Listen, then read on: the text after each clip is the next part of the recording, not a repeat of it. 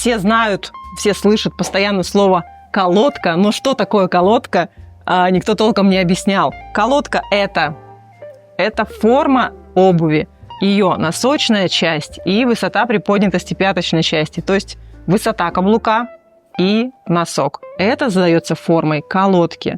Колодка – это некая болванка, на которую потом в процессе производства мы затягиваем конструктивно верх обуви. Кстати, смотрите, как проверить обувь, допустим, премиум-класса от любой другой. Всегда туфелька, лодочка стоит ровно, она не шатается, она стоит на пучках и не должна двигаться.